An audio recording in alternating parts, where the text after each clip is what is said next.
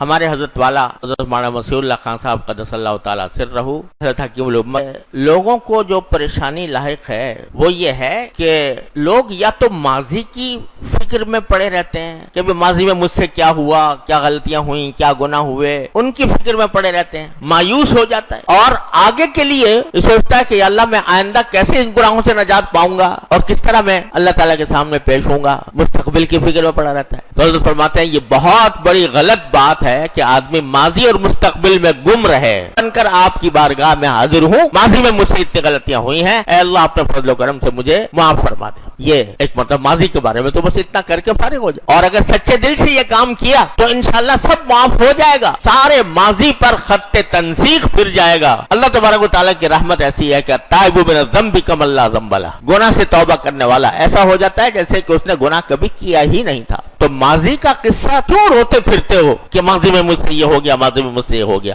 ارے آؤ آ کر اللہ تبارک و تعالیٰ کی بارگاہ میں خشوع کے ساتھ، خضوع کے ساتھ، عجزی کے ساتھ، تضرع کے ساتھ اللہ تعالیٰ سے معافی مانگ لو تو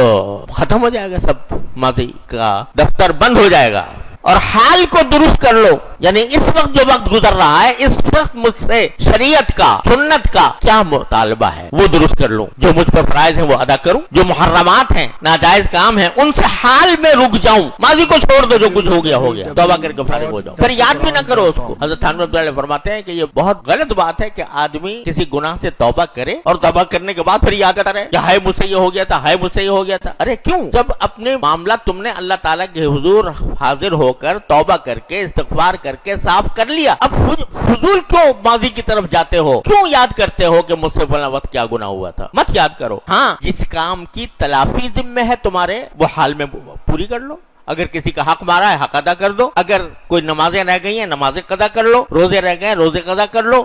ماضی کا قصہ ماضی کے ساتھ چھوڑ دو، اللہ تعالیٰ کی بارگاہ میں توبہ کر کے استغفار کر کے معافی مانگ کہ تم فرما بردار ہو۔ حال کو درست کر لو، حال کو درست کرو گے۔ حال کو درست کرنے کیا معنی ہے کہ اس وقت دیکھو مجھ سے کیا مطالبہ ہے، نماز کا وقت ہے نماز پڑھ لو، گھر والوں کے ساتھ تمہیں جانا ہے تو جو ان کے حقوق ہیں وہ ادا کر دو، دوستوں کے حقوق ہیں وہ ادا کر دو، پڑوسیوں کے حقوق ہیں وہ ادا کر دو، حال میں جو کچھ مطالبہ ہے اللہ تبارک و تعالیٰ کی طرف سے وہ پورا کر دو۔ اس طرح فرما برداری کا مظاہرہ کر لو ابھی، تو پھر ماضی کا بھی قصہ پاک اور مستقبل ہو جائے، پھر معافی مانگ لو، پھر توبہ کر لو، پھر اللہ سے کہہ لو یا اللہ مجھ سے پھر ہو گیا، اپنی رحمت سے مجھے معاف کر، پھر دوبارہ عزم تازہ کر لو، نہیں اب نہیں کروں گا۔ تو یہ اپنی